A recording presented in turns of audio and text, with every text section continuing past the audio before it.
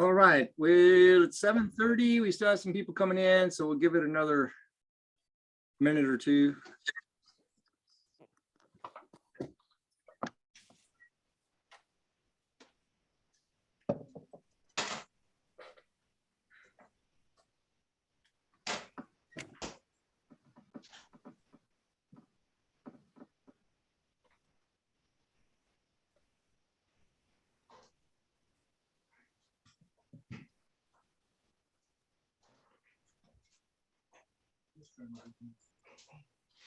We just had another Pam in there. Hello, Pam Jeanette.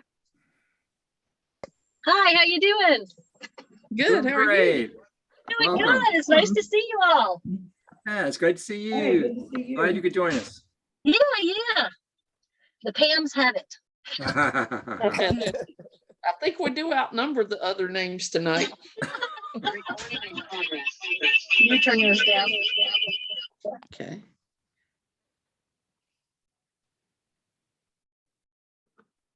All right, so let's go ahead and get started because we got a lot to cover and people are still coming in. So Pam Harmon, I'm going to let you continue to monitor that.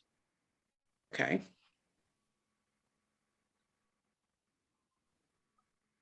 So welcome. This is it's actually our regularly scheduled executive committee meeting. And so we, just so you know, plan to have that the first Thursday of the month. So you'll be getting notices about that, but we wanted, since the primaries are coming up in May 17th, we wanted to give this session to getting to know the candidates and having a chance for some interaction with them. Even though we had it grouped with US Senate candidates and then the House and then the Board of Education and then Kings Mountain City Council. Coleman Hunt with the Board of Education is with us and he has another meeting he's got to bug out to very quickly here. And so we are going to just make an exception in terms of the order and let Coleman, let you speak first so that you can get to your other meeting. So and one more thing I should say, or two more things. First of all, mute yourself, please, if you are not speaking, so that background noise gets taken care of and we don't have feedback and miscellaneous things going on. You can always unmute yourself. You have control over that. There's a little microphone. If it's on your phone, I think you tap your screen and it'll come up. And if it's on your computer, the bottom left corner, you'll see that button that you can click to mute and click again to unmute. So please mute yourself. And then the other thing is, you should see, if you're on a computer, a list of things along the bottom. One of them says chat. And if you click on that, you will have a message box pops up on mine. It's the right-hand side of the screen. And there's a little thing that says everyone, to everyone. But if you click on that, you can find Pam Harmon's name listed as co-host.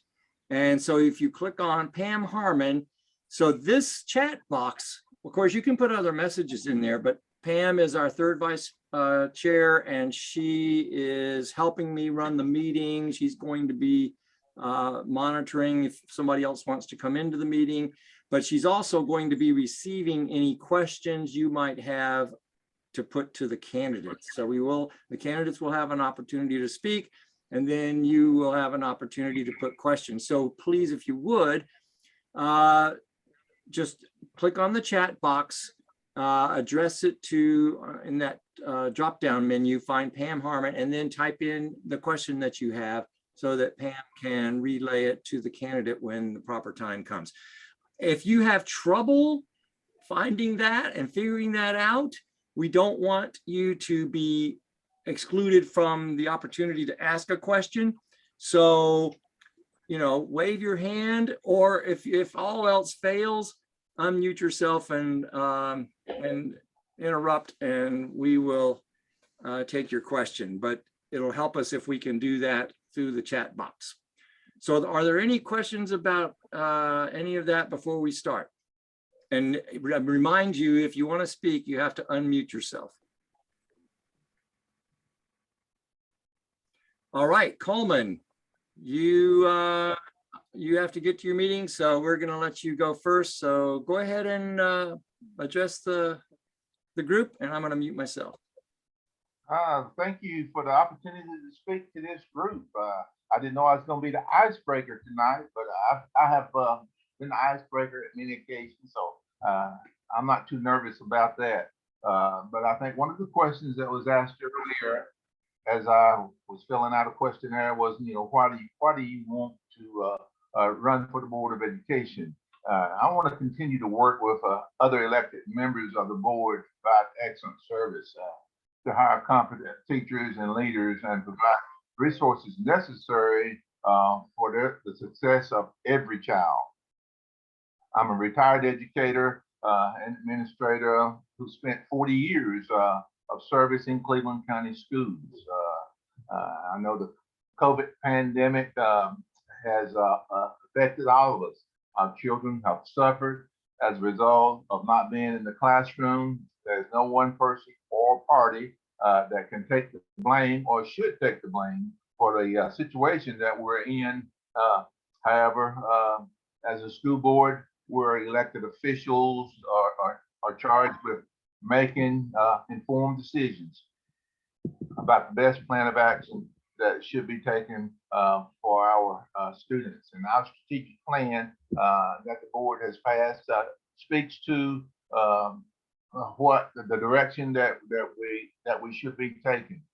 And I just feel like as a board, as an elected member that's elected by the voters of Cleveland County, we should work together to come up with the best plan of action to facilitate the education of all children and make sure that all the employees are safe and compensated for the work that they do.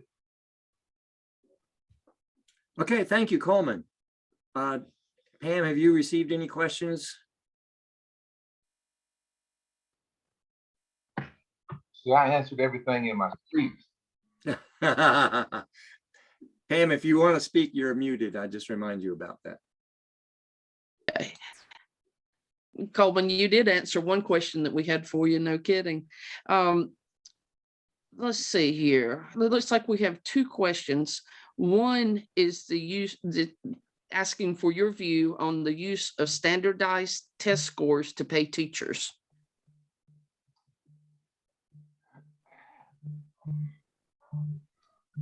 I guess if you're going to use merit-based pay, and you've got to have some ways of measuring it. It does, create a lot of animosity, and what I mean by that is, we encourage teachers to share and not to work in isolation. And creating merit-based pay may create a atmosphere where teachers may not share. Hopefully that doesn't happen, but it certainly sets up a situation to where it can happen. I'm not a great proponent of it. I guess I'd have to, study a little bit more about that, but I'm not a great proponent of merit-based pay.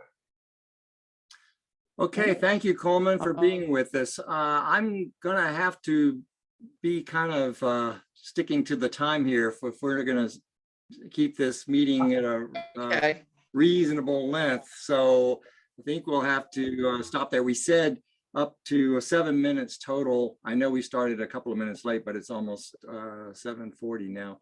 But thank you for being with us, Coleman. Okay, did I use 7 minutes? Sure. I think it was. Did you feel like you needed to say something else? No, I just didn't feel like I used 7 minutes, but I guess time flies. Okay, so let's move on to let me get back to the slideshow so we can see who's up here. And so we have, and this is alphabetical order by last name. So we have Senate candidates, James Carr, and is James Carr with us? Yes, I am. Okay, so I'm gonna go ahead and you have the floor. If you have a couple or 3 minutes to say All what right. you would like. Hello, everyone. My name is James L. Carr Jr., Senate candidate. And it's definitely my pleasure speaking with you this evening. I think the one thing that I want to get across is that in running, I'm running to basically empower everyone to live out their dreams and aspirations that we have for our own lives. And to do that, I want to invest in 4 principal areas. One is basically protection of privacy rights. The other is investing in our infrastructure, modernizing our educational system, and decoupling benefits from jobs. I believe all 4 of those areas are needed in order for us to pursue basically to increase entrepreneurship and job mobility. I think those are the areas that are causing the most stress in our country.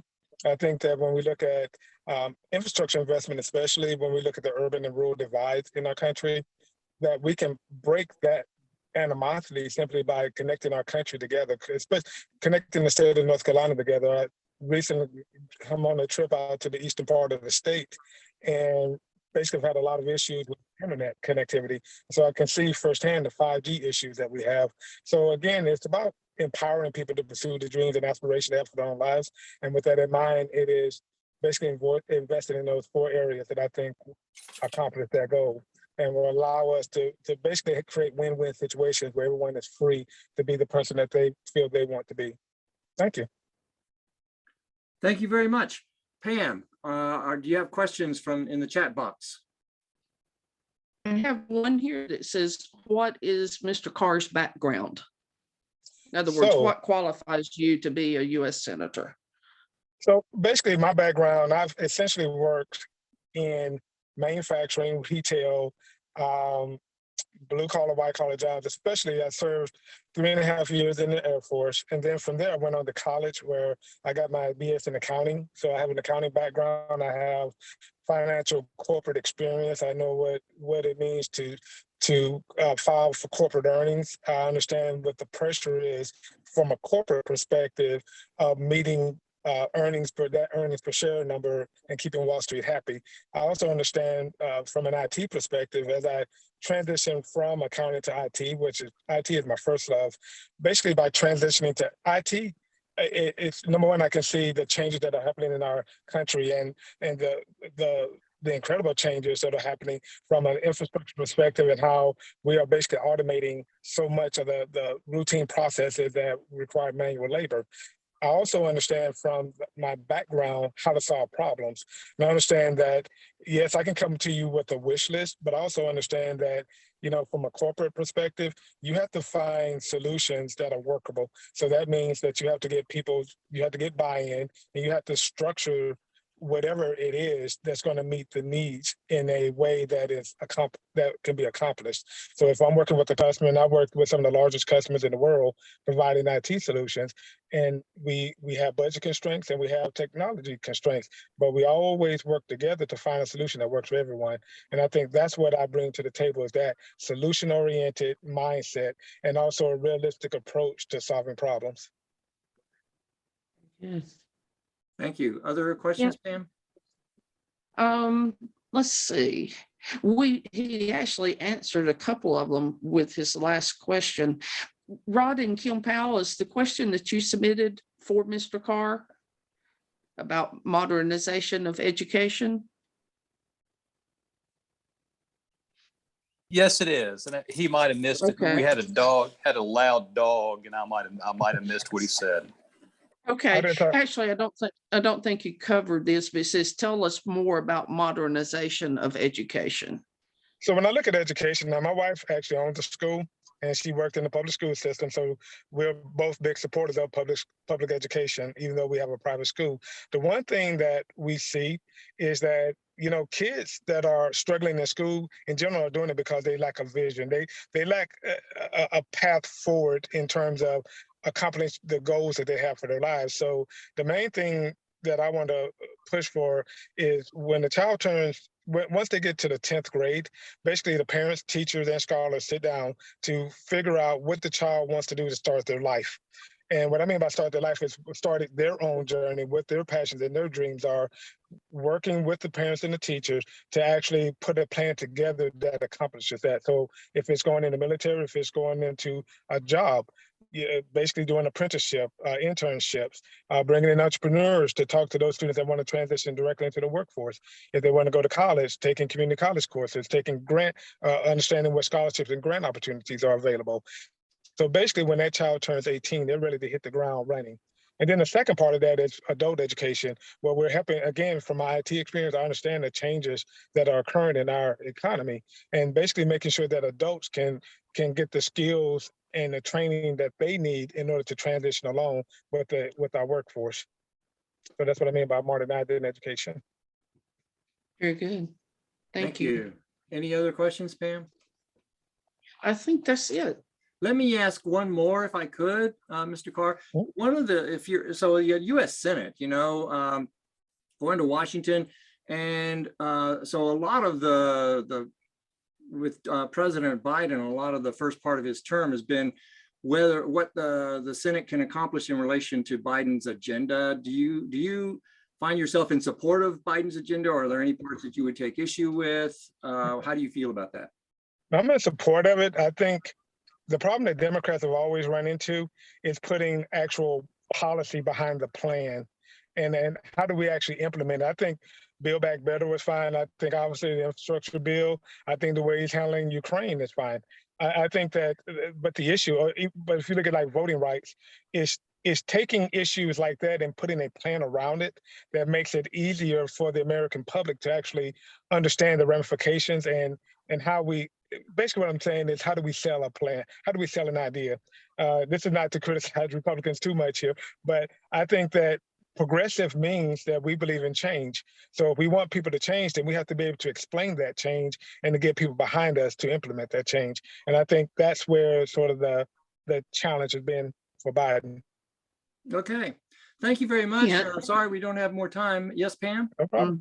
We've had a couple people come in with the same question that's kind of important. They're Okay. saying, if your wife owns a private school, how are you going to support public education like Democrats traditionally do? Pam was breaking up a little bit, but I think you Yeah. got that, right? Yeah. So basically it boils down to, how do we support the public school system, although she has a private school? Right. So I think there's plenty Right. of room. There's plenty of kids to go around. This is not a competition with the public school system. She has kids that feed in from the public school system into her school and back into the public school system. So it's not, she is a huge supporter of the public school system as well as I am. I think the kids that she brings in generally are struggling with transitioning with the typical classroom. It may be the classroom size, and it may just be basic skills that they're lacking that she helps to implement, and then they're able to move back into the public school system if that's what the parents desire. So we don't see it as a competition. We see it as working hand in hand with the public school system to basically whatever's in the best interest of the child is what she's going to do. And if that means helping the parents find another school that's more suitable, she will do that. So this is not a competition, and we are big supporters of the public school system. Believe teachers should get raises. If I could just say this, I think that it's a shame that we're not defending teachers better in terms of some of the rhetoric that's been thrown at them. So yeah, this is not, I think the main point I want to get across, this is not a competition at all. We are working hand in hand with the public school system. All right. Thank you very much. Appreciate your time and being with us. And I'm so sorry that we don't have more time. Not a But I problem. appreciate your being here. We're Thank gonna you move. for having me. We're gonna move along now to Alicia. I hope I pronounced your name right. Alicia Rose Catherine Hammond. I know you're here, so you have the floor. Hello, how are you doing today? So My name is Alicia Rose Catherine Hammond. That is the way you'll see it on the ballot. I want to start off with education. I'm from Raleigh, North Carolina. I'm a student. I graduated from Winston-Salem State University. I'm the youngest on the ballot, and I would be the 7th youngest since President Joe Biden in 1973. Also, North Carolina has never elected an African-American senator in 233 years, which means there's never been a Black senator for the state of North Carolina. And there's only been 11 since 1863. And I don't know if you know what's going on with Judge Ketanji Brown Jackson, but right now it's really big because it's only 2 African-American senators out of 100 in all 50 states. And I think that is a huge problem. And also I want to let you know that you don't even need education to become a U.S. Well, you don't even need education as little as a high school diploma to become a U.S. senator or president of the United States or any of these political backgrounds. So my biggest thing is I want to encourage more people, not just Black people, all kind of people. If we are tired of like the government and the policies and things that happen, you can run. It doesn't take much. And I also want to be representation for young adults of all backgrounds. I just want to get people more aware, more involved, and to do more good things for the state of North Carolina and for America. So that's my main goal. And of course, I'll work on transportation, retirement. I had one lady tell me she wanted to get taxes. She wanted to reduce taxes for the elderly. And I thought that was a good idea. Clean water, Wi-Fi. I just want to do whatever we need to make America better and North Carolina better. It's clear that I could do the work. I'm here. And it's a whole lot of issues that we need to cover. We can all just say, I'm going to do this, I'm going to do that. But more things will arise as we keep building. So that's my mini speech. I don't have much. Anything you want to ask me, you can. Thank you. Thank you. Pam, are there questions for Alicia? Don't have anything in the chat box yet. We do have something here. Give me just a second. While she's looking, let me just ask Yeah. the same question that I asked the previous candidate about Biden agenda and your thoughts on that. Anything that you take issue with, or you find yourself supportive? I think President Biden is doing a good job. He's done a lot since he has been in office, and talking to someone with the Cleveland County today, they've been helping people a lot, especially with COVID, the student loans. And then he's helping Ukraine. I think he's doing good for what it's worth. I haven't seen him really do anything that's not good.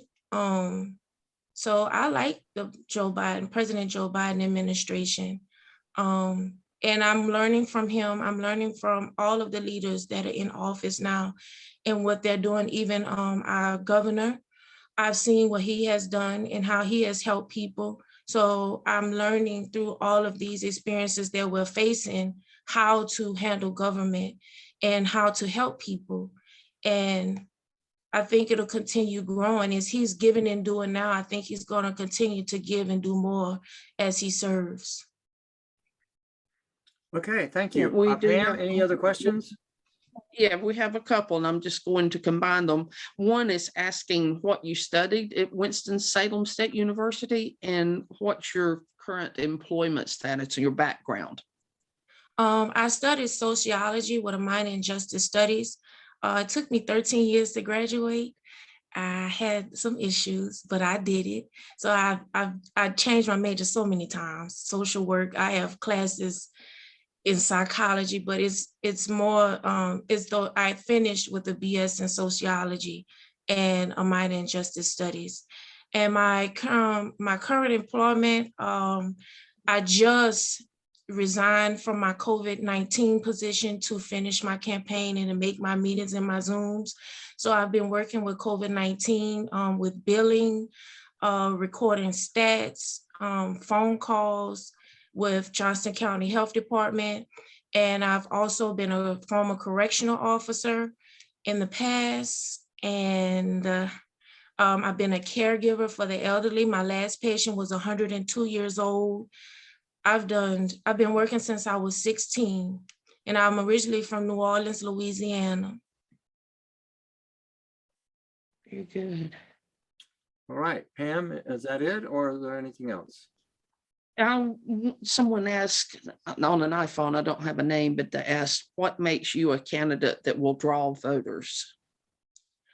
What makes me a candidate that would draw voters is, I think, my youth and my age. I really want to get young adults involved and train the youth involved, and also that we have never had an African-American president. And I think that's huge right now, especially for Black people. I'm proud of myself and I'm proud of everybody else that's running. And so I just think my age and my spirit, I have a good spirit. I'm willing to do what's right. And I hope people can tell that sometimes you can discern, good people. And I think that will make voters know that I will help them. I'm willing to get people involved, not just young people, everybody. But everybody needs to be doing something. So that's what I think will attract voters to me. Doing good. How are you? Okay, we have to, did you get that muted, Pam? I did. Okay, sorry Yes. for that. Sorry about that. We're Yes. sorry for the interruption. It's okay. I hope they heard me, but I just said my youth, my youth, my smile, my spirit, the agenda to help get people involved. And because I'm Black, that's big for me. And I just think we should, it's good. It's good.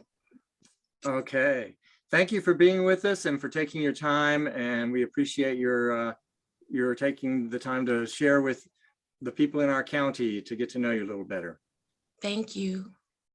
So we are going to Thank you. move on now to the next person on the list, which is Tobias Lagrone. And I am going to, I gotta highlight you if I can find you in the list here. You are here. I thought I saw you. I am here. There you are. Yes. Yes. Okay, you had the floor. Good evening, Cleveland County Democrats. I am Dr. Tobias Lagrone, scholar, executive leader, small business owner, thought leader. Today, we stand at the crossroads of decision, whether to stay on the path of selfish greed that places profit above people and the economy above the well-being of family, or do we choose to take a new path? We know where the well-worn path of yesteryear would take us. For the old paths of division and strife is illumined with the grayish tint of red blood from a nation divided during the rebel days of a fractured union. Most recently, we saw the poor sons of Confederate ghosts storm our nation's capital, trying to overturn the democratic process designed for the will of Trump to trump the will of the people. I know it can be frightening. We look to our right, we look to our left. We're trying to find a balanced center to rest on. All of us are unsure of our place in the new world, a world of artificial intelligence, quantum science, supercomputers, Facebook, Instagram, TikTok, and Zoom conferencing, and now self-driving cars. We are literally living in a George Jetson world, a world of unlimited possibilities for economic growth and prosperity for all. Yet what history has repeatedly taught us is that we cannot maintain a George Jetson world when there are some among us who want to overturn our democracy by living with a Fred Flintstone mentality. The Jeff Bezos and the Elon Musk of the world must pay their fair share of taxes to help for the public good. Build back better is in fact build back better. Not just building bridges and physical infrastructure, but we need paid family leave. We need stronger safety nets, health safety nets. We need expanded healthcare. Today, we are faced with a choice. I'm a fair and balanced son of the South, raised on a farm by Bible-believing parents and grandparents, educated in the public school system, the first in my family to get an earned doctoral degree. I'm a conservative Democrat. That means I believe that life is sacred from the womb to the tomb, from the cradle to the grave, and that every life is created on purpose, for purpose, and with purpose. Though I'm a man of faith, I'm a licensed psychotherapist, so I'm also a man of science. So I know that cognitive behavior science tells us that if we address childhood poverty, family dynamics early on, we can stop the adverse childhood experiences, better known as ACEs, that often lead children into the criminal justice system. I am the choice for the United States Senate. I am strong, I'm intelligent, I'm seasoned, I have been tried by the fire. And I'll close on this. It was our beloved Halifax County Judge, Walter Clark, who selected these God-inspired words laden with the philosophy of Cicero as the official state motto of North Carolina. Esse quam videre, to be rather than to seem, to be rather than to seem. And I come in the essence of truth, of liberation as a part of the American dream, challenging us. Let us go forward. Let us not just seem to be forward thinking. Let us not just seem to be tolerant. Let us not just seem to be inclusive, but let us be who we say we are as Democrats. I am Dr. Tobias LaGrone, and I'm proud to be running for the United States Senate. I announced my candidacy in April of last year and have been on the trail ever since. Thank you so much, Dr. LaGrone. So comments, Pam? Yes, Questions, first rather. question. Yeah, first question is, what is your position on the teaching of Black history in public schools? All history that is true history should be taught. We can't, there's a term I think Dr. William Barber used, and he helped write this book with a co-author called white fragility. And white fragility is that subgroup of the white American population who is fearful of the truth about America's history being taught. I wrote a book years ago called Lynching Barack Obama, a psychological political analysis of the white man's addiction to power, where I talk about a subset of the white psyche that is akin to those who were in Nazi Germany, which now we're seeing played out in Vladimir Putin, that believes that if you do not believe the way they believe, be you white, be you LGBTQ, be you minority, if you don't believe the way they believe, they will erase you. So Black history, African history, we know from history through National Geographic, through scholars like Dr. Johnson, and there's a book called Stolen Legacy by Dr. George, that Africans were in their third golden age of civilization before Europe made it out of the Dark Ages. We just need to tell the truth. That doesn't make any race superior than the other race, but the reason why it's important for minorities to know their history, because let me give you an example of white privilege. White privilege is in college that American history is taught as a requirement, which is really white history. But in order to learn about your history as an African-American, Latino, Hispanic, you have to get it as an elective. We are a melting pot, a salad, so to speak, in this American experiment called democracy. And all history needs to be taught, not to indoctrinate, but to educate. Because I promise you, Putin is studying all of America's history, all races, all gender. The president of China is studying it. Other cultures are studying us, and we must know ourselves better than those who would be our enemy. Okay. All right. We have another question coming from several people that says, how do you feel about the rights of women to choose for themselves about their own bodies? In other words, are you not pro-choice? I am pro-life, whole life. And let me tell you what that means. I believe that abortion should be used as a medical decision between the patient and the medical provider in the case of incest, rape, or to save the life of the mother. As a civilized society and as a Judeo-Christian, I do not believe that, especially in the minority community, like any communities, but the minority community has been hit exceptionally hard. We should not use abortion as a form of birth control. Since the passing of Roe v. Wade, over 16 million minority children have been killed through abortion. Let's stop kidding ourselves. We as Democrats, we believe in science, the science of climate change, the science of understanding what happens in the brain in terms of trauma, and in terms of how we need broad social safety nets and how we need expanded healthcare. Is no different when it comes to abortion. Abortion should not be a form of birth control. And I, as a Democrat, I need the Democratic Party to respect those of us who hold firm to the orthodox, the traditional Judeo-Christian values, and stop labeling us along with the broader liberal wing of the Democratic Party. Because if you want to keep conservative Democrats like myself, there has to be a conversation between the Democratic Party and those of us who have been the foundation of the Democratic Party, who happen to be a little bit more conservative, but we are not radical enough to be Republican. Okay, Yeah, thank do you very we much. have time for another one? We just hit, well, we're past 7 minutes. Make it quick. I will allow one more. Okay. Talk to us about the First Amendment separation of church and state as a man of faith. Great question. I do not proselyte or try to convince anyone to follow my faith outside of the pulpit. This is why my faith is important to me.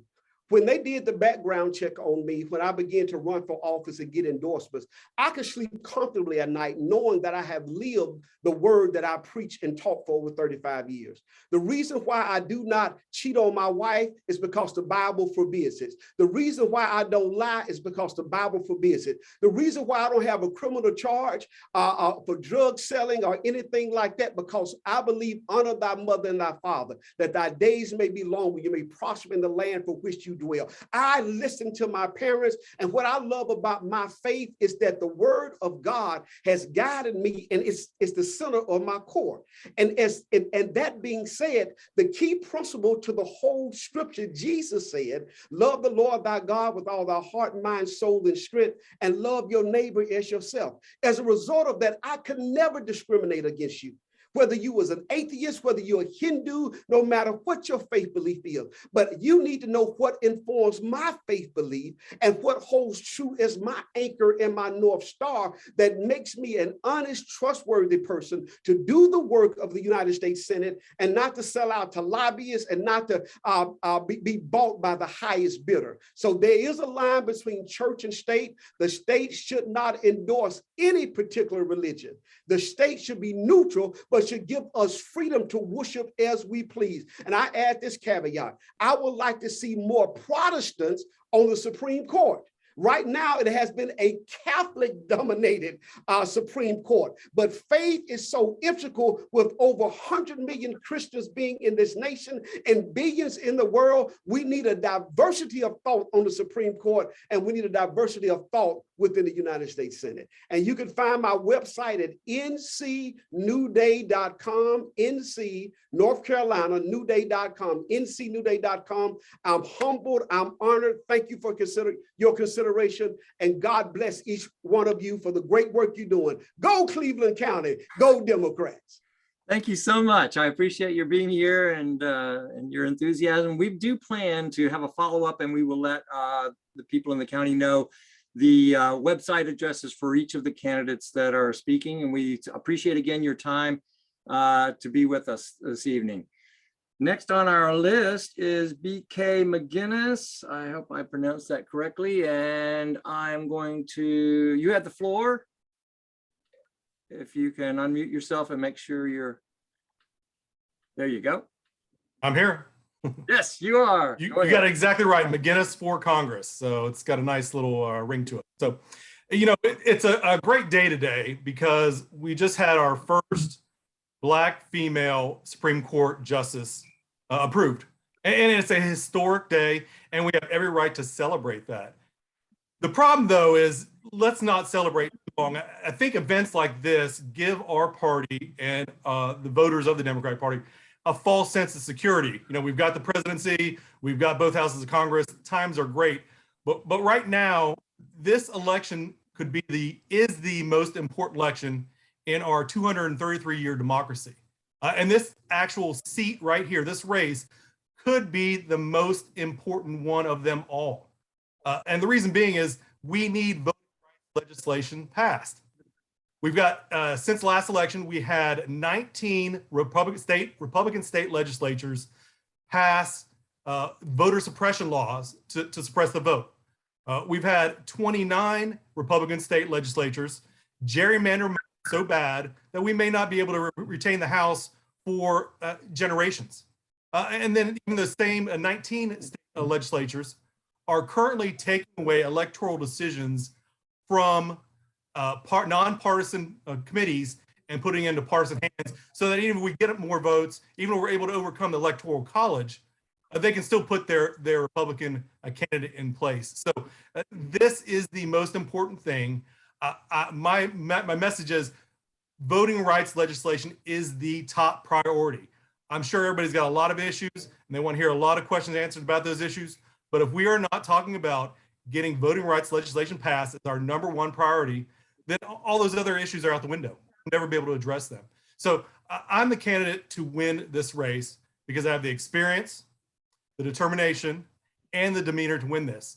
Experience, if you go to my website, again, McGinnis4Congress.com, all the issues on there, I've either experienced personally in my life, or I've sat across from people on a daily basis in my role as a small business owner, hearing about those issues. So those issues aren't just talking points to me. They are personal, and I want to fight for them. And lastly, I have the demeanor. Again, the reason why I'm running is I don't think there are enough voices in the Democratic Party right now expressing this urgency and willing to fight for this. I don't want to do compromise. Compromise isn't the first thing. They need to come to the table first. We need to pass. We need candidates who will fight for democratic issues and willing to do what it's going to take in order to get those. And so if that means, grabbing Smokey Joe Manchin by the scruff of his neck and dragging him to the Congress floor and getting him a vote for voting rights legislation, I will do that. Okay, thank you. Pam, questions? I'm having to get this vision of him dragging Joe Manchin across the floor. I know everybody would love to see that. And I tell you what, I'm a big guy, so it can happen. Okay. Is there anything in Joe Biden's agenda that you don't agree with? Joe Biden's agree with. I'll kind of answer this because I was thinking about this when you were answering other questions. I understand why Joe Biden decided to try to push the BBB and the infrastructure plan first. He wanted to get some wins so that we go into these midterms and people, Democrats do stuff, we do it. But I wonder if that was that was correct strategically. Again, now we're sitting here. I wouldn't be running right now if we'd already passed voting rights legislation. That should have been the top thing on the agenda, and it wasn't. And that's why we can't get rid of the filibuster for it now, because we're not going to have time to pass it without even we got rid of the filibuster at this point in time. So I guess what I would disagree with him is the strategy they went through. They should have gone through voting rights legislation first, and then they can go ahead and do whatever they want after that point in time. And especially that's especially the case because we didn't even get past the BBB. We didn't even pass it. So it was a strategic error on his part. I support a lot of his agenda, but again, it's just a strategic thing that he messed up on. And that's kind of the Democratic Party right now in a nutshell. We don't have the right strategy, and that's what I'm talking about. Okay. All right, 2 more questions here. What's your reaction to this statement? Dems need to stop playing nice guy. You broke up a little bit. Dems need to stop what? Playing nice guy. Yeah. I think that was all right. I think you heard. I know my answer, right? Yeah. Look, I was telling this to another meeting earlier. There's a former candidate in this race. I like the person. Huge respect. Really nice person. He probably said this person said probably one of the most naive things I ever heard in a post back last September. And he said, there's Republicans are just fueled by rage and rage is a drug and they'll get over it. And we just need to be nicer people. No, I'm old enough to remember the Reagan era, right? They have been living off of rage for 40 plus years. Ever since you go back to Reagan talking about the welfare queen and stirring up fear and hate for the Black community and the white community by doing stuff like that. They've been living off rage. We need more rage, okay?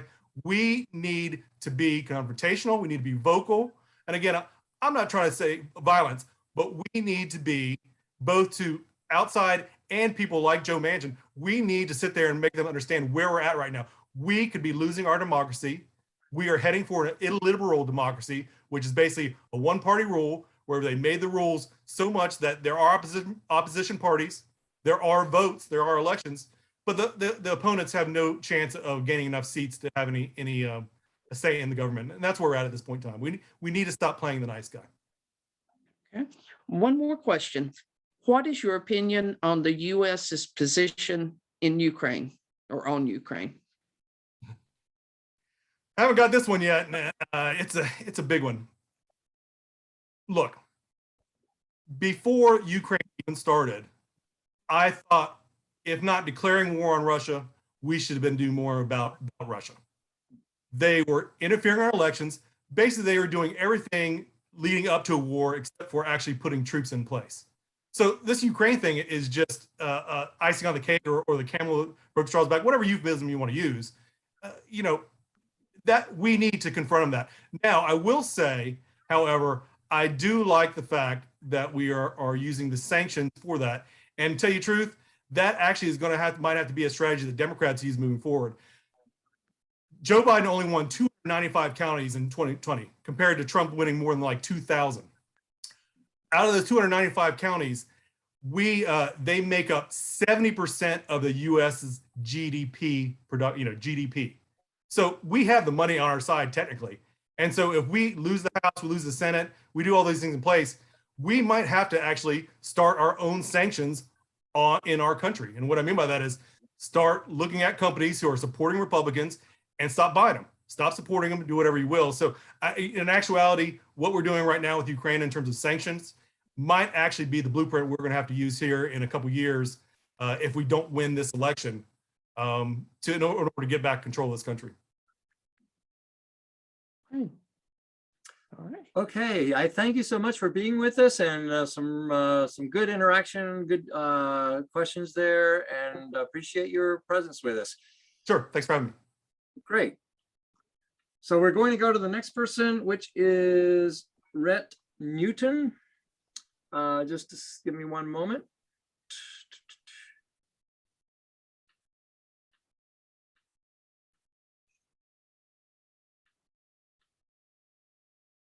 Rhett Newton, are you here? Can you speak up?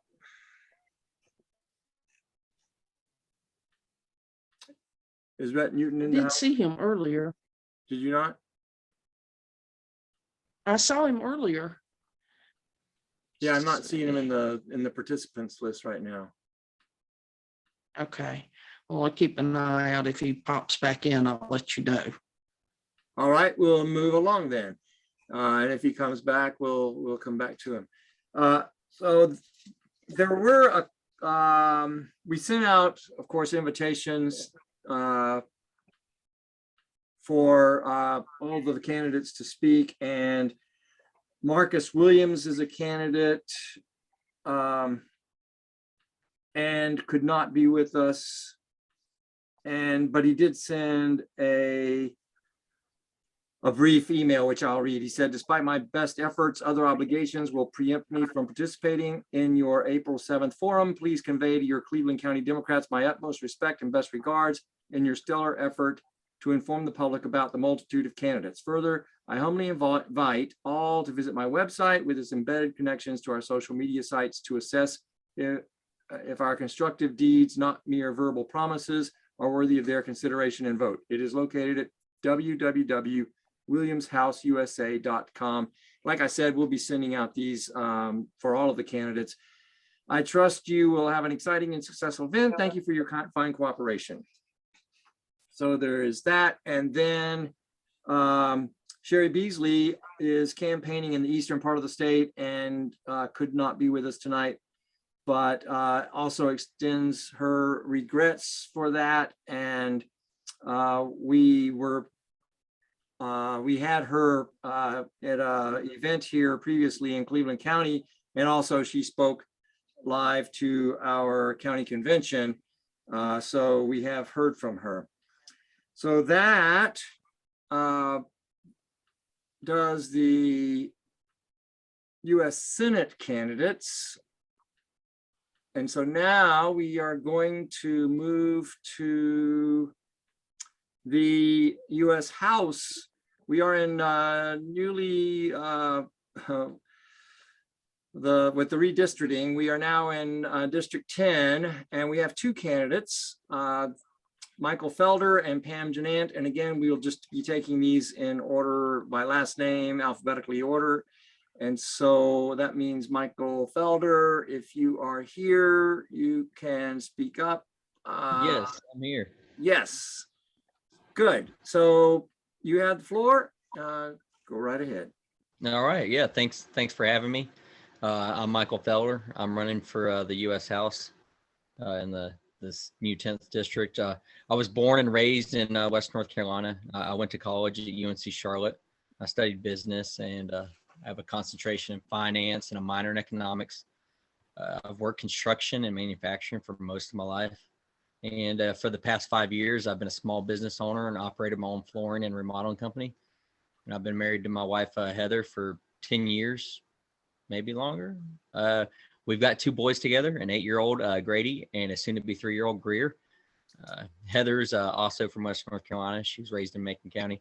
She went to college at App State and got her master's at Western, and she's been a special education teacher in Macon County for 12 years. And big in our house, and I want to talk about education tonight. I know you guys got a bunch of school board people in here. That's good stuff. And you know, I support funding our schools, our teachers, and providing a free public education for everyone. I always think I really need to say that, but you know, yes, I do. It seems to me there's like a legit effort by many on the right to do away with public schools. There's a national effort to give public education and teachers a black eye with this whole critical race theory and don't say gay bills and a lot of backlash from COVID policies, you know, all over the country.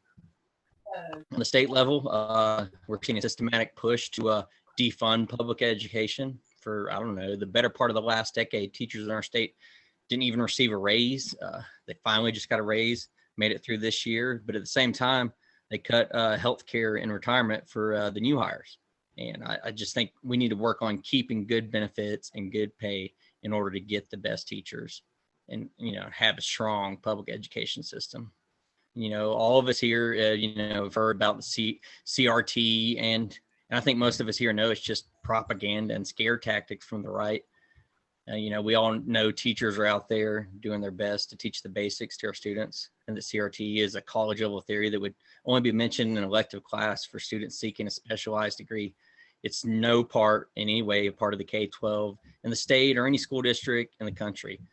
You know, I just want to say it and say it loud, like, no, sorry, public schools here in Cleveland County or any county in North Carolina or across the country aren't teaching kids to hate white people or hate themselves or whatever they think critical race theory is.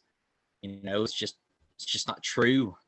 You know, gosh, it's so crazy to me that we're having to fight all this stuff in the schools. And you know, and the same thing with the LGBTQ community. You know, it's like, what's going on in their head? Do they really think that elementary school teachers are in the classroom, like teaching math, and then, oh, pause, let's talk about, you know, gay people and CRT? Like, you know, it's the picture that's been painted in people's heads, and it's just horrible. And I wish as a party we could somehow get ahead of that, you know, get around that and get out there and say, hey, we're not teaching CRT in schools. Nobody is. Public schools are good. They're not teaching your kids LGBTQ stuff. You know, most teachers aren't going to touch that with a 10-foot pole, especially in elementary school. Like, you're not going to talk about sexuality with kids in elementary school. It's just so crazy for me. You know, it's, you know, on a national level, all across the country, hate for teachers and public schools is really sticking. And I feel like we've got to come together and speak out to save our schools, save our public schools. You know, they're the great equalizer in this country. You know, it's the opportunity to support and foster the American dream for all of us. You know, it doesn't matter if you're in some small little town in the corner of Cleveland County or you're in, you know, a extremely affluent neighborhood in Charlotte. You know, we need to support education for everyone and have it free and and provide it. Okay. Yeah, that's what I got. I'll take some questions. I can talk on any. Yeah, I just wanted to Okay. get up stuff. Okay, here's the first question that came in. It says, what makes you want to go against the current Republican candidate, Patrick McHenry? What are you prepared to do to go toe to toe with him? So McHenry, he's what really makes me want to go against him is that he's not standing up to the far right in his party. He's out there being a part of what I was just talking about. He's out there pushing CRT stuff or he's at rallies where people are pushing this, and he knows that it's going on in his party and nobody's standing up to it on the right. I really just wish some honest, decent Republicans would stand up and put a stop to the craziness, but they're inflaming it to secure the vote. It's horrible. And that's one of the main reasons I'm running against him. Okay. All right, we have another question here from a 30-year retired educator, and he would like to know, how exactly will you support teachers? Well, I think that the best thing we can do is to pay teachers decent, and if that involves somehow providing some more federal support, most of the budgets are through the state. There's a lot of federal dollars out there, but I think we should work on securing maybe even some kind of national pay grade for teachers to guarantee that they're getting a good wage and just try and recruit better teachers. And yeah. Okay. One more question related to schools. Are the schools Pam, in you're breaking regards up. to funding? Yeah, Okay. can you start over? Can you Yeah. see the question? Okay. Let's break it up. Yeah, I don't see the question. Is it in the chat thing? Okay. It's Kent, it was sent to me. Can you hear me, Michael, or not? I do. Still breaking up? I hear you good right now. Okay. Okay. Are the charter schools problematic for the regular public schools, especially in regards to funding for charter schools? Yes. Yes. I think they are. And, we've got some bad public schools in the state, and there's some charter schools that are doing some really good things in our state, across the country. And I'm not completely against charter schools, but in my eyes, the charter schools is a private school. Why are we using public dollars to pay for a private school? We've always had school choice. If you want to send your kid to a private school, you can pay to send your kid to a private school. We shouldn't be taking money away from the teachers. We shouldn't be taking money away from their retirement plans to pay for charter schools that are kind of off doing their own thing. A lot of them aren't held to the same standards that the public school teachers are and the public schools are held to. And I think it's kind of a problem. We should keep the funding, towards the public schools. And I'm always open to learning new ways of teaching. I don't like standardized tests. And it's great that some of these charter schools taking kids out in the woods and letting them play for 2 or 3 hours a day, as opposed to sitting there and studying to learn how to pass the standardized test. And it's a complicated issue, but I really don't like funding going to these charter schools. Okay, Michael. Well, I think that about runs our time out, but we really appreciate your being here. Thanks for having me. Thank you. So the other candidate we have for District 10 is Pam Janant, and Pam, Yeah, I'm here. go ahead, speak up. You have the floor. Yes, thank you, Chairman. I really appreciate the time, and I am between events, so I am on the road, and I apologize if the bandwidth is low and I don't come across clear at times. My name is Pam Janant. I am running for Congress here in District 10. But I was actually born and raised in a small fishing town on the coast of Maine with my father, Wayne, my mother, Maggie, and my 2 brothers, Dwayne and Jeffrey. And back then, growing up, money was tight. It was really tight. But we always had fish, from the ocean, and we had vegetables from our mother's garden, and we made it work. Now, my mother, she was the disciplinarian of the family, and she never hesitated making sure that her values were a part of our life. And so with her guidance, whatever we had from the garden at the end of the season, at the end of the week, we gave it to our neighbors because we needed to help them out. That's just what you do. You help your neighbors. Now, my father, he was a quiet man, a private person. He and his twin brother, Billy, served in the United States Army during Vietnam. And my Uncle Billy, he never made it back. My father never talked about that time in his life. He was a machinist by trade, but in about 1975, he decided to make a career change, and he bought a single engine small boat, and he became a fisherman. He dug clams for a living. And in Maine, that is hard work. You know, the temperatures can get down to the teens or down to 0 degrees. There is no option for a sick day or to just stay home. And, you know, as a child, coming down the stairs, I saw my father one day sitting over by the fire. He was warming up. I knew he had just come home from work. My mother was in the kitchen getting his dinner ready, like she always did every night. And I looked over at him, and he had mud up to his shoulders, and he had still had his work clothes on and his work boots. And he had his, what I thought were his heavy winter white gloves on, sitting by the fire. And I went over to my dad. He looked up at me. And that is when I realized that he did not have his heavy winter gloves on, that his hands were white with frostbite. He was warming up by the fire so that he could have dinner. He did exactly what he needed to do every day to put food on the table for his family. Now, in 1996, it was a year and about 4 months after my mom was killed in a car accident that I lost my dad to suicide. But not a day goes by that I don't think about them and those values that they taught me, which is you help your neighbor and you always work hard. And that is why I am running for the United States Congress. Now, today I live in Burke County with my family. I am the only Democratic candidate that lives in this district. I live with my husband, Jackson, who's a family physician in Valdez, and we have 2 grown boys, Dallin and Philip.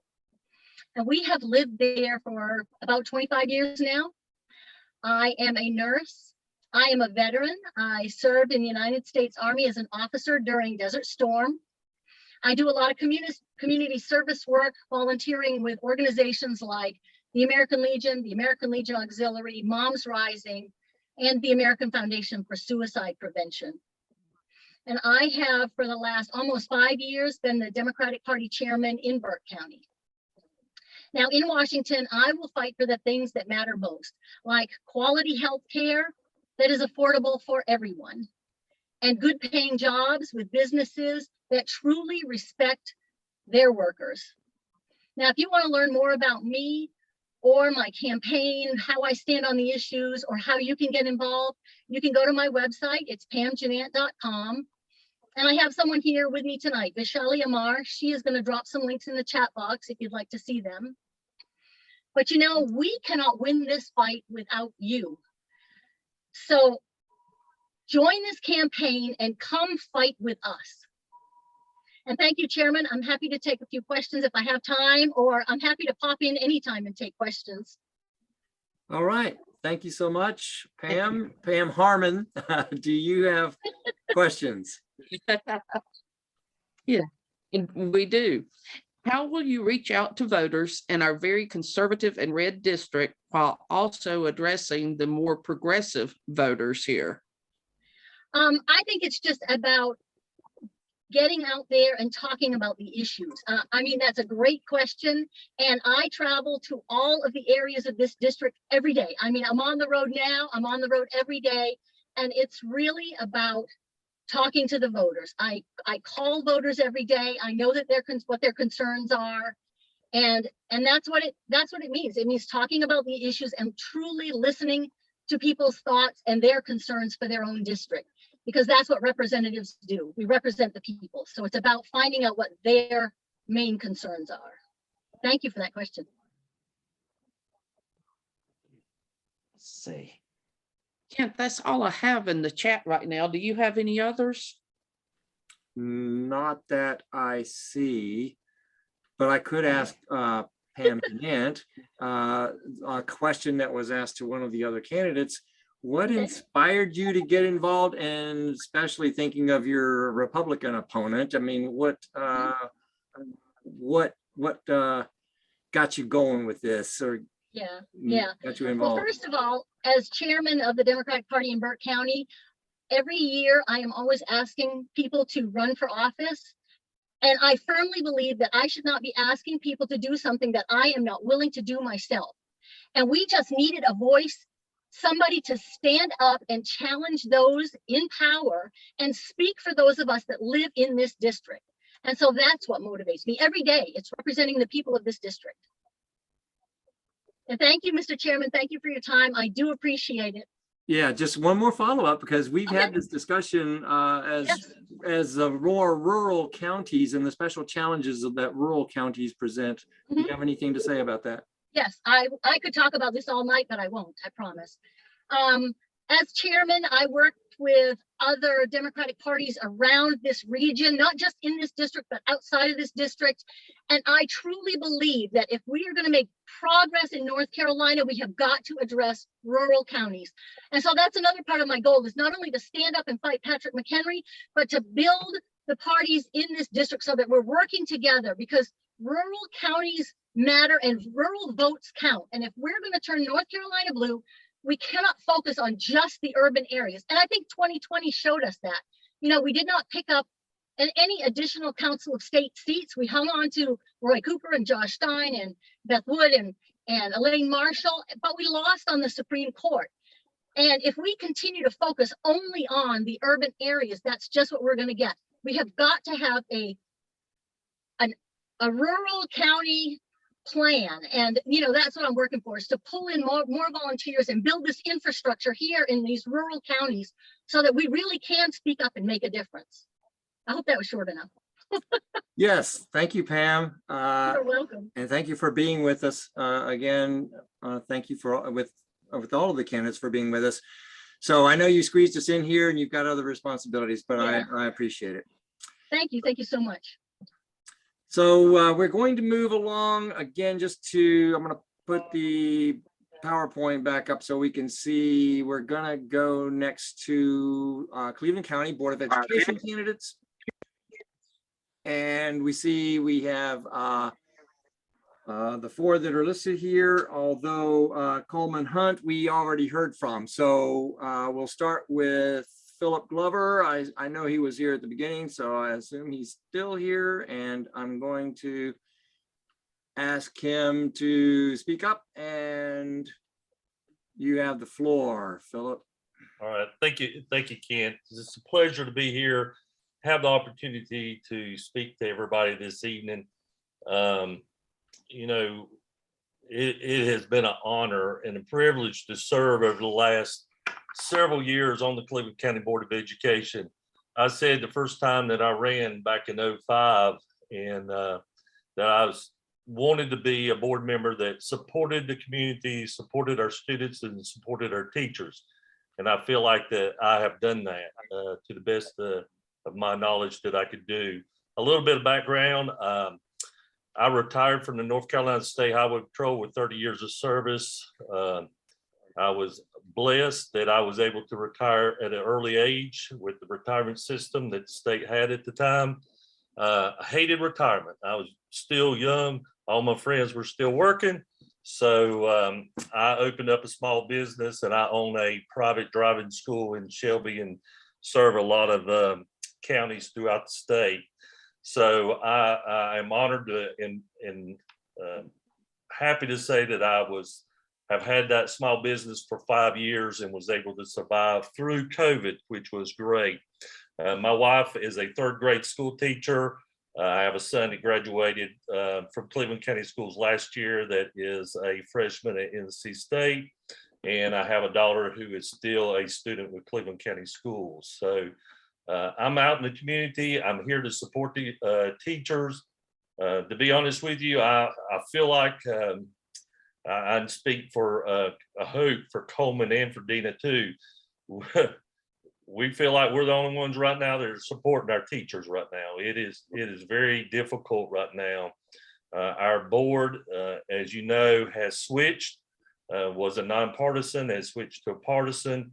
And once that happened, and the board had switched over and we lost the majority, it is a very difficult, trying board to be on right now. The decisions are not made at the boardroom.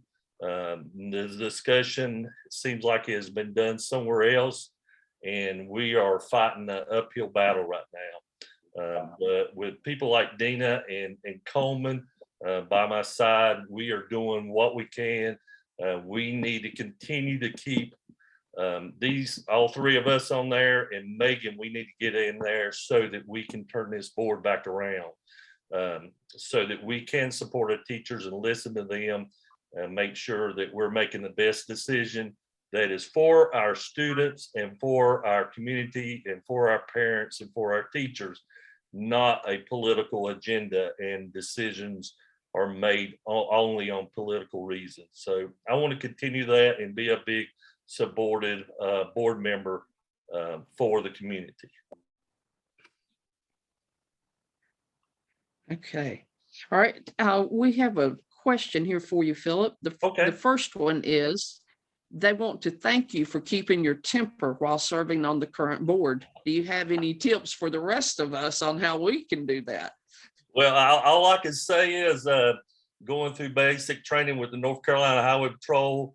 It's a semi-military organization, and we were harassed and picked on through training the entire time, and that was all based on making sure that we could keep our temper. So I give that credit to the Highway Patrol, that's the environment that I've grew up in, and it is trying, but I also prayers help a lot too. So I think that's a big part of it also. Okay.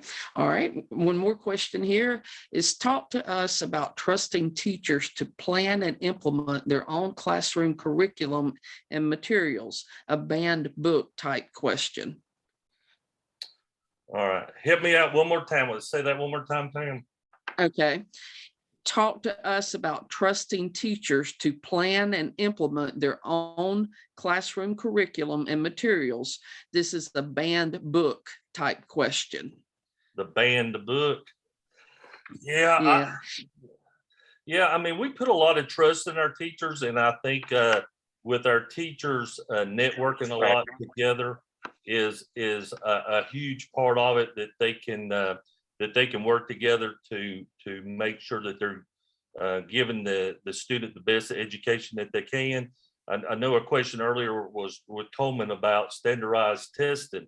You know, we need to measure these students by their growth. I hear that from a lot of our teachers now, that we need, that teacher can't help what that student is when they first get them on that day one, but they measure them at that point at day one and measure at the end of the school year and see where their growth is at. And I think that credits a lot to our teachers, that they can change their style while they're teaching to meet the needs of those students that they have in their classroom. Not every classroom looks exactly alike. So we have to trust our teachers to make sure that they're getting education the correct way to our students. I hope that answered it. Yeah. Kent, the question was from Rod and Kim, so that maybe they want to elaborate on it. Hey guys, thank you. Yeah, it was. We're both retired teachers, and I remember that was a struggle that we had in the classrooms, just to let what seemed to be a lack of trust when we would plan and implement the state curriculum. There's a lot of oversight, and I felt like that there just wasn't a lot of trust for us, and that was before the recent banned book situation here. And I certainly hope that doesn't come to a head in Cleveland County, but I wouldn't be surprised if it did. But I was just curious to see what the candidate had, and I really like his answer. Trusting teachers to implement what they think students need. I'm gonna go back and mute now. Thank you. Yeah, and I think that's very you, Rob. important that we have that trust, and our administrators work with them, and our curriculum coordinators work with our teachers to make sure that they're they have a meeting every day, to make sure that they're all on the same level and they're doing the right thing and they're sharing those lesson plans so that they're able to provide for those students. Okay. Do we have time for one more, Kent? Yes, if it's quick. Okay, here's the question. You think that mental and behavioral health classes should be an elective class for our Cleveland County schools? That's a great question. I think that's something we need to look at. Mental health is so huge now. In going through this pandemic has really contributed a lot to that. We have hired so many more social workers and case workers to work with these kids, just because of their lifestyles. To look at there's a question earlier, and I'll try to be very quick, Kent, about charter schools and public schools. Public schools, we don't get the opportunity to pick our kids. We don't turn away anyone. All right, we don't turn anyone away. So the charter schools have the opportunity to do that. They might say that they don't, but they have the opportunity to do that. So we have a lot of needs for our students out here. They need a lot of guidance. Having two teenagers, I see the pressure that they're getting when it comes to middle school and high school, and the pressure of what are you going to do and what are you going to be. That's a very hard decision. I got a son that's a freshman, and he thinks he knows what he wants to do, but he's not sure yet. And that is a very hard decision. I think we put a lot of pressure on these kids years ago that, man, you've got to get your college degree. That is so important. We have backed off of that. Okay. We want our kids to either be enlisted, enrolled, or employed. That's the three things our goal is at Cleveland County Schools. If we can get them enlisted, or employed, or enrolled in a college, I think we are successful with our young people at Cleveland County Schools. Okay, thank you, Philip. I appreciate your being here with us. Thank you. Next we go to Dina Green, and you have the floor. You need to unmute yourself. Sorry about that. Good evening. I just want to thank you for inviting me to this. And I would just to introduce myself, I am running for my second term on the Cleveland County Board of Education. It has been an honor and a privilege to serve one term. Now, I do have to say I came in at a time that was very trying and difficult and not the norm for a school board member. When I came in, I did not say a lot. I was learning the process and taking things in. I've been around school system and volunteering around different things for years and years, but to say at that level, it's a new learning curve and a process. There are things that you can control, you can't control. There's the Senate, there's different things. So I had to learn before I spoke. So I just took my time and eased my way in. Then I can say that, we got hit with the COVID, and those were unprecedented times. We were making decisions that never had to be made before. We were going through uncharted waters. We were making what seemed to be unpopular decisions for a lot of people, but we feel that we made the best decisions for our students, staff, and the community. So I do want to thank everybody that supported me in making decisions. And they were difficult, and there was no right and wrong, but we did do what we felt was best for our students and staff. Then, as Philip said, our board switched. We became primary.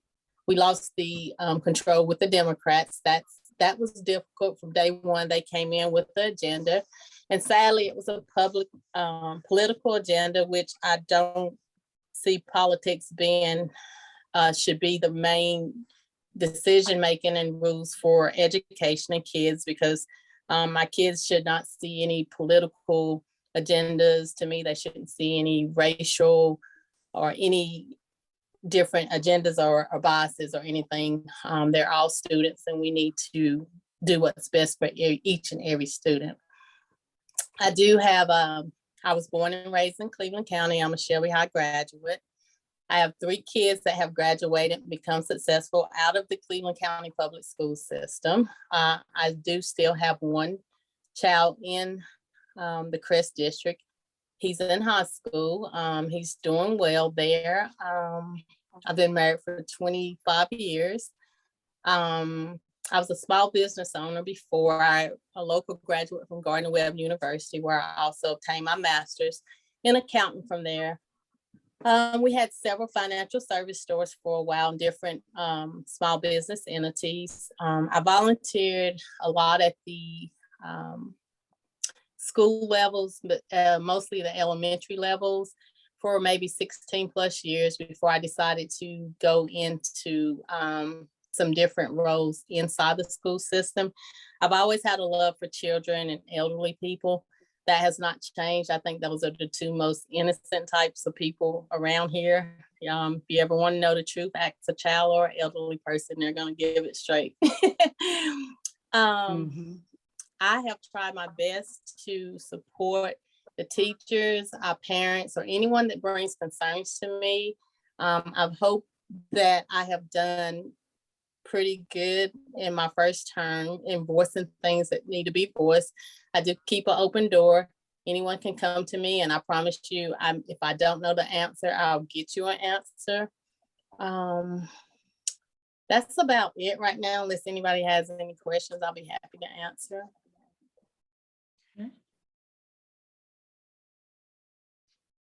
Since I don't have anything in chat yet, let's see Okay. here. Well, let me add this. We are, and we do need to work as a party really hard to get the 3 incumbents back in, myself, Philip, and Coleman. And also we have Megan. Megan's been a great voice as a parent at a lot of our meetings, supporting a lot of decisions that we have tried to vote and keep up. So we do need to get as many Democrats back on this board as we can. It's really hard.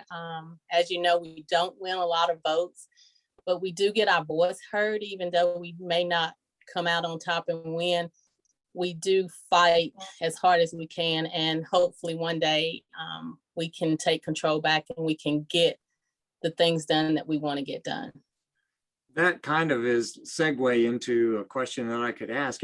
If Democrats were able to get the majority again, what would you see as things most urgent that you would want to, in terms of changing direction from where they're going now? Well, and they are trying to change a lot. I don't know how successful they're going to be in changing too many things. But we would like to see things moving forward, like more transparency. That has always been a question and a topic when it comes to school board. I do feel that since they have taken over the majority, that there's not a lot of transparency, even within the board. We don't know a lot of things, and before they're said at the meetings. As Philip says, there's meetings before the meetings, and the decisions are already made. So we get a lot of stuff sprung on us at the actual meeting, and there's really not anything by us being a minority that we can do about it. So I would like to see, I do believe if we can get the Democrats back in control, or at least like-minded people, regardless of the party, that we can start pushing more things that we want. And the first thing is transparency. It is the support for our teachers, because I don't feel like a lot of our teachers, and I hate to say it, but kind of, especially, female staff and stuff, I don't think they're respected and are supported like they should be. All right, Okay, here we have a question here. Yes, from Mary. Oh, is that what you're talking about? I see Mary's hand up. No, I haven't seen, no, but you can go ahead and get Mary's, and I'll get this one next. Okay, Mary, you have the floor. Thank you, Chairman Kent. I'd like to ask Dina, I feel of either one, since they're the two that just finished talking. With that being, you mentioned that during the board meetings, usually there are meetings before the meeting. What can we do as a party when that comes up? And we're listening to your meetings. A lot of times I'm on Zoom, but I could be in person.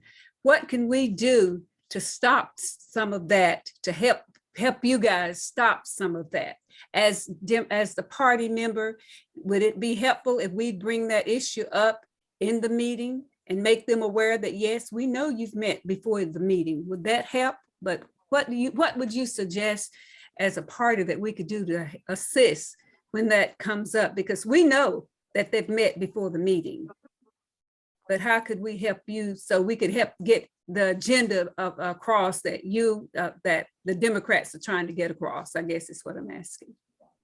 And Philip, you can join in at any time if you want to help me. I'm not sure about that, Ms. Degree. I would hope that, well, I would say that, you know, getting our voice heard by multiple people would help, but I'm not sure if there's actually anything we can do to actually stop it, because I hate to say this, but I think there's a little feel of some arrogance in the room, and no matter what we try, they know that they have the votes to push anything that they want to. But Philip, please join in if you would like. I think the best thing we can do right now is this election. It was said earlier, this is a very important election. Okay. We can have 4 good Democrats on right now. So there's 9 members on the board. Right. So there's there's 6 Republicans, 3 Democrats. If we could get these 4s, there's one kind of common sense Republican on there that would help us out. Okay. So this election is very important. In 2 years, it is a very crucial. That's when we can really flip it around. Okay. And I feel good about that. And why do I feel good about it? I feel good about it because I'm having supporters of that group that was so negative about us in the past that really worked to get them in, that are calling me at home saying I was fooled by that. I'm sorry, and I'm here to support you.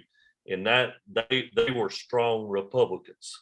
And they're like, we have screwed up. Okay, I'm just gonna say what they said. So that's encouraging to me when I see people out in the community. A lady came up to me the other day at the post office, said, man, I see what they're doing. So even the people in their party are seeing that now. We just have to stick together right now, get these 4 good Democrats in here this year. The tide is going to change pretty quick. All right, it will change. Going up to the board meeting and saying, we know y'all are meeting before, I mean, it's not going to make any difference. Yeah. To them. They're so, Dina's right. They're so arrogant right now. It doesn't bother them. Well, thank you. But you answered what I was really wanting you to say, and that is we need all 4. Yeah, we need all 4. That's what I was just pushing. All 4. I didn't, I want us to understand that we as a party cannot just vote for 3 and forget the other. We need all 4. We need 4. Party need to push all 4. Thank you. Thank you, Chairman, for allowing me to say that. Okay, Pam, did you say there was one more question? One more question for Dina. Okay. 2 elementary schools have been permanently closed. Will this impact classroom size? No, it will not, because as you know, some of our classroom sizes are regulated. We have done many assessments, the demographic, the information that was collected was done. And we have addressed all of that. We do have, if you go to the Cleveland County website, there's a page for frequently asked questions about the merger, and it answers all the questions that you could possibly come up with or that anyone submits. They're answered and posted to the website. We do have a CCS transition teams that is helping to implement and plan the whole process. We're engaging community leaders and stakeholders in the process.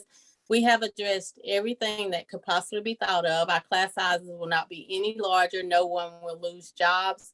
It's actually, a lot of people don't like change, but if you go in and you actually listen to the reasons and why we're doing it, it is to better have more efficient and effective schools, keeping the costs down and providing better places for employment, not only for our teachers, but our staff, but our students. So like I said, and our door is always open if you have any question about the merger. I think I had seen in the chat earlier that someone asked about the Marion, I think it was about Marion School. How could we be sure that the students or stakeholders in the Marion would be treated the same? Or I can't remember the question. I read it at the beginning, but we do not favor any school district, any school, any set of students or anyone.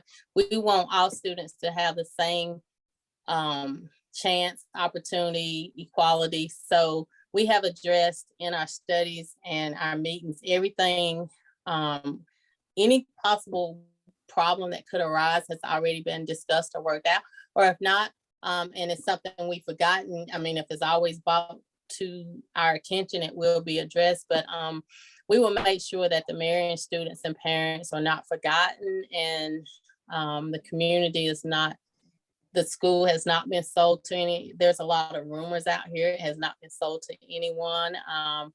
We're not, so like I said, if you do go to our website, some of the basic questions you have, there's probably over 25 to 50 questions on that website that pertain to just the school closures and different questions that may arise. So I just suggest that you point you there in that direction. And like I said, if you have any other questions, our doors are always open. Feel free to call or email us, and we'll be happy to answer anything that's not answered.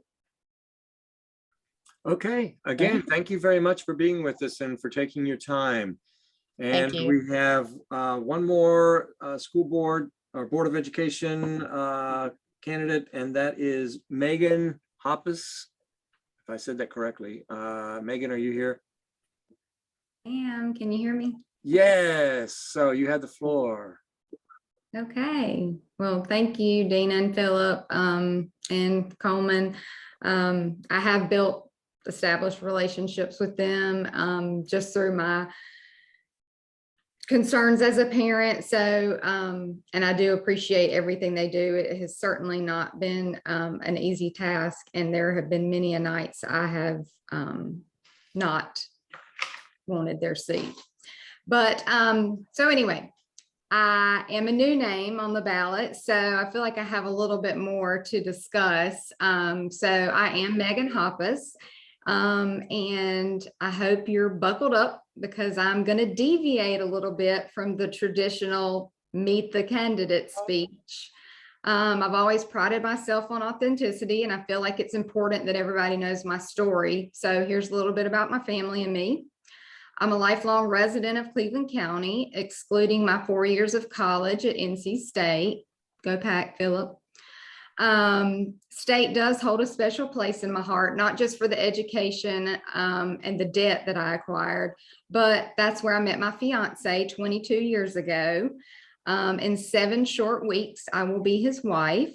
And a little more about him. His name's Jeremy Martin. He's a veteran, having served as a sergeant in the Marine Corps, and he did a tour in Iraq. He currently works for the federal government in USCIS, which is the United States Citizenship and Immigration Services. He's brilliant, kind, logical, and offers a perspective that is invaluable, a perspective that I think many in Cleveland County don't get the benefit of knowing. But enough about Jeremy. He's not running for school board. He is amazing, but however, he did choose me, knowing that he was choosing me and my daughter, Nora. She's 10, and she is the joy of my life and simultaneously the demise of my sanity. But we're a package deal, that girl and I. Vulnerability, I think, is often viewed as a weakness, and I'm here to disagree with that. I'm about to share some personal things with you, but it's these vulnerable truths that are critical for you to know about me and my life, because ultimately Nora is what led me to want to run for school board. So Nora's father and I divorced many years ago. There were many difficult times throughout the years, facing the reality that my cookie cutter dreams were not playing out as I had planned, despite my best efforts. Step one, accepting the fact that there is no such thing as cookie cutter. Step two was me making my mind up at that very moment that every decision going forward would be in my daughter's very best interest. And I have worked extremely hard to stick with it. So I'm a parent, not just a parent, but I'm a mother. On a board of 9, I think parent representation is essential, and we need more mama perspectives. Circling back to my burnt cookie cutter dreams, I'd like to pause and hypothetically ask how many of our CCS children come from burnt cookie cutter households, split homes, having a parent in jail. How many children don't have a permanent address, or parents who fight to ensure that they're loved or successful? I think that statistic would be staggering and heartbreaking. As a mama, those are the things that keep me up at night. Do I have the answers? Absolutely not. I do not, and I will never claim to, but you will hear me ask the questions. I'll offer a different perspective for consideration. So I'm a parent with perspective. In my opinion, there's a generation that's underrepresented.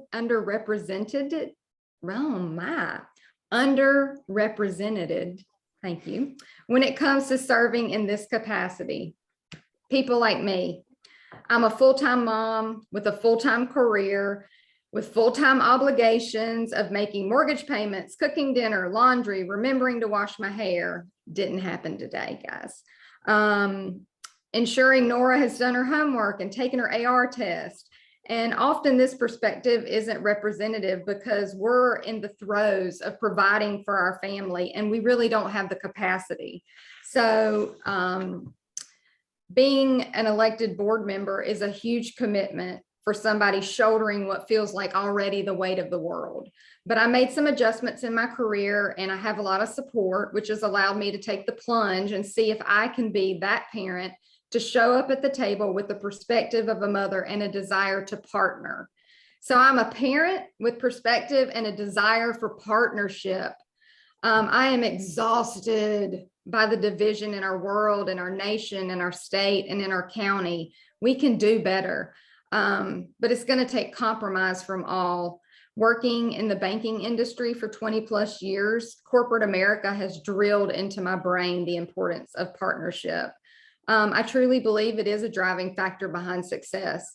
It's not one person or one idea. It's not the superintendent. It's not the chairman.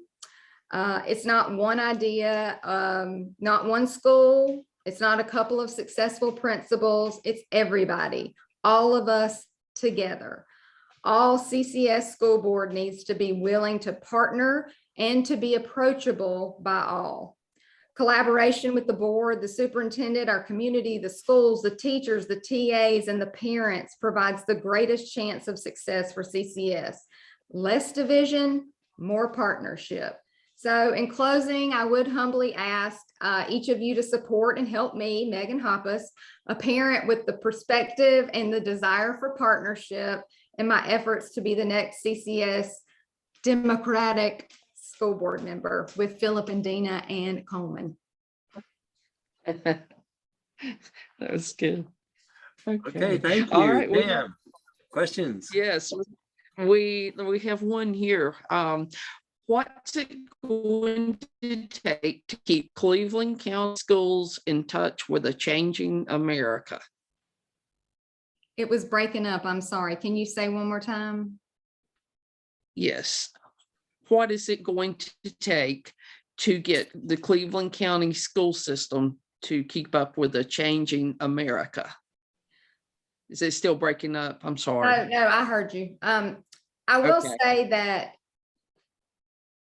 we cannot go, I don't think, as a board at a county level and approach it with national politics. I just don't think that's the correct approach. I don't think politics is necessarily the correct approach when we're talking about educating our children. But I do realize that there is some crossover there. But I do think that we have to really focus down into and drill down into what is important to us at a county level for our county needs, because what's applicable from a Democratic perspective at a national level is not applicable necessarily for Republican or Democrat at a county level. And if we go in with that agenda, we're going to miss the mark completely for our children. So I think we really have to keep perspective on that. It's hard to do with the constant media coverage and all that, but I think we really have to keep perspective on that. Okay.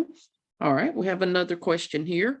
What is your stand on protecting the emotional rights of non-traditional students? Oh, I am all for people. I am all for inclusivity. I remember going to school with kids who did not stand up for the Pledge of Allegiance for whatever reason.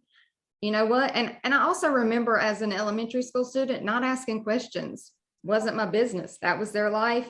They made the decisions and that's what happened. I think inclusivity is critical.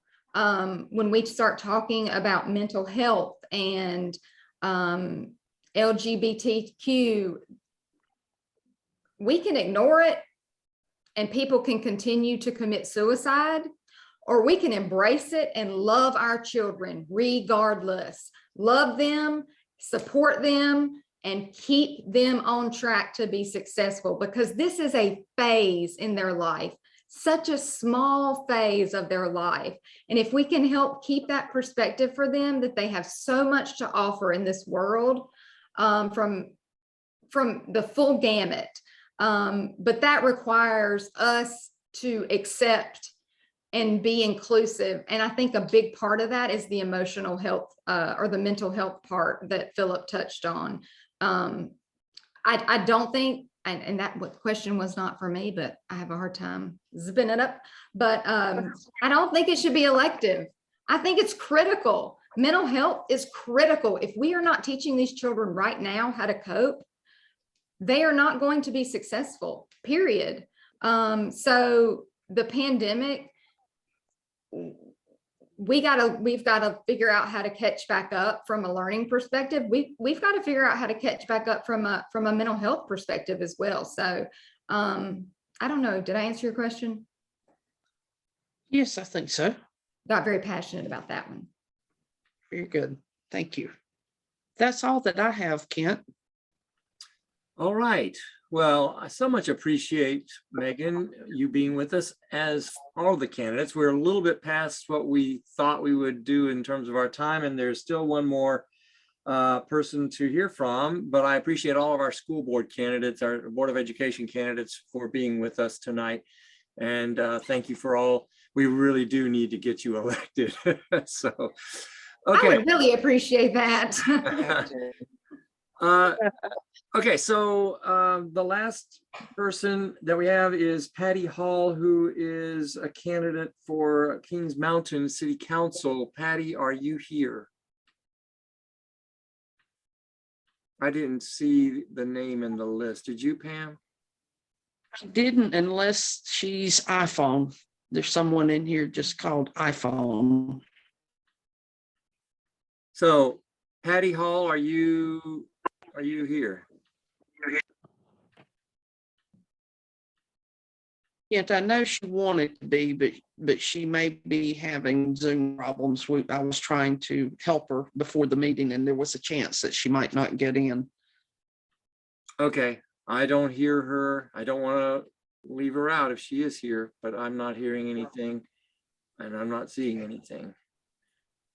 So with that, let me remind everybody that 2 weeks from tonight, we will have another chance to get together and we will hear from judicial candidates. This will be an opportunity to focus on judicial candidates, but so much appreciate everyone's participation and your presence here tonight. And Pam, unless you have something else? No? I think that's a wrap. And I think the candidates did a great job. Thank you all. Thank you so much. Yes, it's really beneficial to be able to hear from each of the candidates in the way that we have. So I appreciate them being here with us. I appreciate those of you who asked questions. They were very illuminating.